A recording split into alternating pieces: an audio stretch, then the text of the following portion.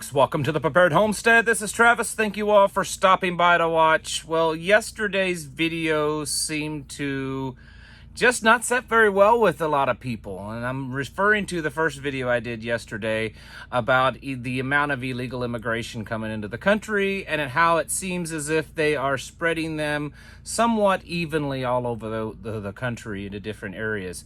And I'm telling you, I get it. This just comes with the territory when you do things like this. On YouTube, you get hate mail, you get trolls, you get people that disagree with you, and I'm okay with that. Go ahead, disagree with me.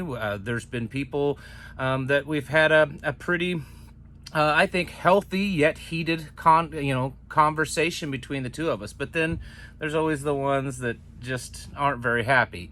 And man, yesterday's video, I just, some of the comments in the video, but then I was receiving emails from several different people that just didn't like what I had to say. For some reason, they feel, I guess, that it's okay that millions and millions of people from all over the world enter into this country without abiding by our laws, which is the key thing. If people want to come here and do it legally, I'm actually all for that. I think immigration can be a really great thing if it's done properly. But we have laws, we have borders, and we're a nation of laws, and those should be respected. And if the very first thing that you do to come into this country is break our laws, then it's not setting a very good precedent of what you might do in the future. That should be the thing. Now, I also agree that our immigration policy should be reworked. And I think that in a lot of ways that it's, in some ways, they're a little too harsh on the people that just want to come here and actually contribute to our society. And that's also a key thing of actually being a contributor to society. But in no way do I think it's right, good, or the Christian thing to do to just open our borders and allow anyone to come through, no matter who they are, where they're from, or what their intentions are. I don't believe that is in any way a good thing. So it was interesting to get that. I also wanted to clarify on some things, because if you didn't watch the video, I was talking about some information that had been passed on to me about in my area, how tens of thousands were expected to come into my area here in southern Missouri. And I've had people ask, well, we were planning on moving to Missouri, and if they're moving them all there, where can we go? The point is, folks, is that they're going everywhere. Now, their numbers, government numbers, are that there were 2 million interceptions last year. That's their numbers. So let's just take that for what they say. If there were 2 million interceptions, that's the people that they intercepted. That's not the ones that they didn't catch. It's estimated that the total number could be well over 4 million. Honestly, we don't know, because, there's all the ones that slip by that we just don't catch.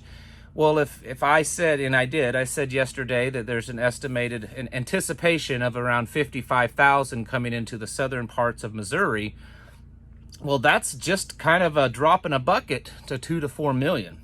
Where's the rest of those going?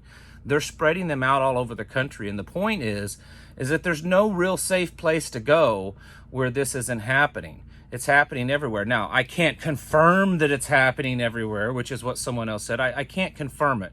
But it doesn't take very long of a search to look around and see that this is happening all over Pennsylvania, Ohio, Florida, New York, California, and several other places that they are pushing these illegal border crossers. Some of them are refugees, and some of them are just crossing the border illegally. It looks like, without being able to completely confirm this, it looks to me as if they're just trying to spread them around, and it's possible that they're spreading them into predominantly conservative areas, hoping to switch the vote, because that's another thing that is being done. A lot of these people, they're not coming here because I know that there are some, but not everyone that's coming across that border illegally is coming here because they're poor and disparaged and they're looking for, help. A lot of them are being paid to come here or strongly encouraged to come here with the intent of getting them here, getting them the right to vote, and then switching the voting demographics. And you can do the research. It doesn't take very long to see that this is the intention of a lot of this happening.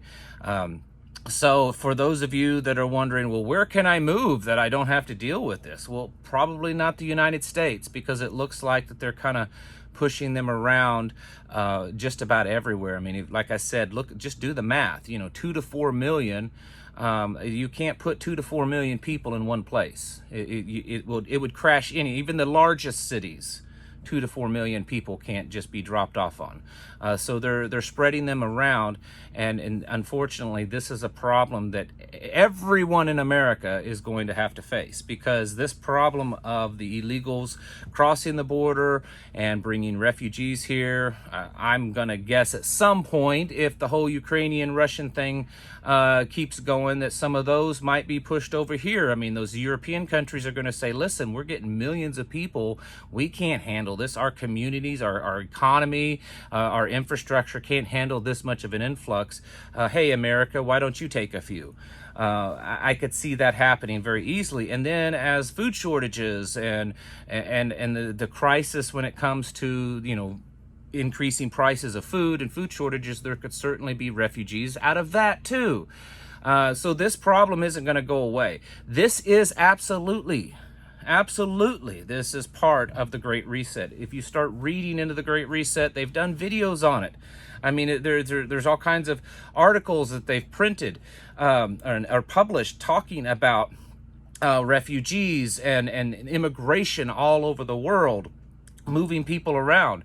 This is, and of course, their claim is that it's being the root cause of it all is climate change. But the fact is we know that this is happening, and we know that that this is part of their goal with the Great Reset. So I just wanted to clarify a few things on that video, and I don't know. I mean, if people feel that way, I don't know why they're watching a channel like mine. I mean, and then try to do this spin that, well, I must be some kind of crazy racist or whatever. That's just insane. And pretty much all of us come from some type of immigrant background if you go far enough back. Anyways, I also want to talk about something else. No, I didn't take 7 minutes to talk about that. I have 2 subjects in this video. I know some of you get really upset that it takes me 3 or 4 minutes to get to the point. And I wonder, how can you watch a movie? Because sometimes it takes an hour to get to the whole point of the movie. Or how do you read a book? But anyways, that's just my style. I'm sorry. If you don't like it, I don't know what to tell you. It's just how I roll. The other thing, and it's connected to this, because it's all connected. All of this stuff, the whole Russian thing, oil and wheat prices and gold prices and, excuse me, all this stuff. It's all one big puzzle, folks. One big picture. And all these things are little pieces to it. That's how the globalists look at it. That's how the World Economic Forum people and Klaus Schwab, they see it as all one big picture, and they're moving the little pieces around. So the other thing is the supply chain. Supply chain has not gotten any better. Here's an article here, and this is a fairly recent article. And in the article, the guy is saying that, basically people haven't been focused on it too much. There's been the whole COVID thing, and then, the Omicron, and then now the Russian thing. But guess what, folks? The supply chain is still a problem. It's still a problem. And it seems to be getting worse. He says it doesn't appear that it's gotten any better. And in every indication is that it's getting worse, or that it's going to get worse. I've talked about it in the last couple of days on Patreon, and then mentioned it over here of the reports. There was a report that in the oil industry, excuse me, I don't know why my voice seems to be giving out. I've been cleaning in a barn. That's probably what it is. I've been in a lot of dust today. So that's it.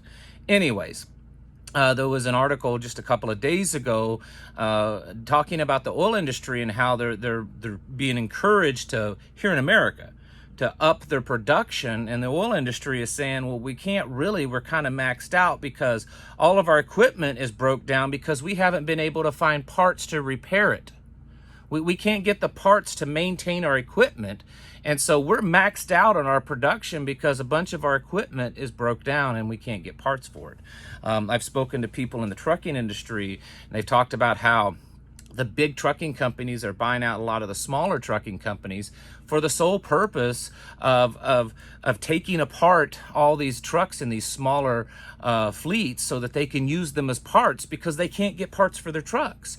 I've had people email me that are working in the auto industry. One guy, he works at a company that do auto body work and stuff, and they can't get the supplies and the parts. They're backed up. I spoke to, here locally, we have a small mom and pop appliance store, and I talked to him, and he said, we're still dealing with supply chain problems. And they also do repair. They do repair and sell new and used. And he said, we can't get parts. He said, these appliances, he said, a lot of these appliance companies, where they used to have maybe several different lines, you know, the cheap one, the little bit better, and the medium, and the really, he said a lot of them are cutting it down to maybe just one or two lines. He says, because they can't maintain all of that because there's not enough parts. So they're just sticking with, you know, a few different ones and not having a bunch of different options. And then I want to show you this video here that was sent to me. This is a truck driver, and he was, you know, this is what they do. They have to, you know, pick up a certain load and take it somewhere. So this guy's picking it up in one state and bringing it to another state, and you'll see when it's there. But the point is that it's an entire truck that he's just carrying a small amount. I want you to watch this, and then I know this is one incident and one video, but from what I'm being told, this is a very common occurrence. So watch this video here. You see right there, came all the way from Patrice, Nebraska, going to Warrensburg, Missouri. This is how bad the supply chain issue. Interseas, the plant that I'm going to, makes batteries and electrical component parts. All the way from Patrice, Nebraska. One pallet. So as you can see, the guy, you know, I don't know what it would cost, what it's costing to have that one pallet shipped from Nebraska to Missouri. I don't know. But man, that seems like an awful waste, especially with fuel prices the way they are. And that they're that huge truck, you know, it looked to be probably what, a 40-foot trailer. I'm not a truck driver. Some of you guys pipe in, look like a 40-footer, and with one pallet. I mean, he was paid to deliver one pallet, and this seems to be a problem. The whole shipping thing, it's not gotten any better either. There's ships still stuck. It's slow moving. I've talked about this lately. And so when you take all this into consideration, and the shortages of fertilizer, the very strong possibility shortage of other foods. I mean, obviously wheat is going to be a big one, but all the stuff that we've talked about that's being affected because of the Russia-Ukrainian war. And then we talked yesterday about the amount of drought here in the United States. They're expecting it to be the worst year yet. That's going to, at least if nothing else, reduce the quality and the volume of our harvest here in America. We've got this supply chain thing that just doesn't want to go away, and everyone just thinks it's normal, that everything's just fine. It's going to get back to normal because, well, it's all our fault. You know how remember that CBS article a week or so ago where it was blaming the high gas prices and inflation and stuff on Putin invading Ukraine? Well, here's an article doing pretty much kind of the same thing when it comes to the supply chain, except it's not Putin's fault, it's our fault. And in the article, it talks about how America always, you know, through the Cold War tried to play ourselves as, you know, we are because we're capitalists. and we're in the land of plenty, and those commies over there, look at the bread lines and look at how they're starving to death. But now, well, Americans, we have bread lines too, and we have done this to ourselves. We are the ones that's caused the supply chain because of our greed and because of this capitalism that doesn't do any good. Of course, this is from a liberal news source, but the point is this is the spin. The reason why the supply chain isn't working, it's because our system doesn't work. Our capitalist, our free market system, it doesn't work. See the results of it? I mean, that's why you have to, you're paying $5, $6, $7 a gallon for gas, and that's why you can't get the food that you want, and that's why you're paying $6, $7 a gallon for milk, and you can't get tires for your car, and you're still waiting to get parts for your truck. It's been a year now, and the price of everything has gone up. It's all your fault because you wanted to have this free market society. And if you'd only listened to the left all this time and embraced socialism and communism, and now what they're calling stakeholder economies, which is just another spin on the whole socialist, quasi-communist economy, it would have worked. It would have been great, but you didn't listen to the left. You wanted this free market stuff, and it doesn't work. And so that's the new spin. It's not the government's fault because they locked everybody down and they kicked everyone out of the jobs and wouldn't let business run as normal.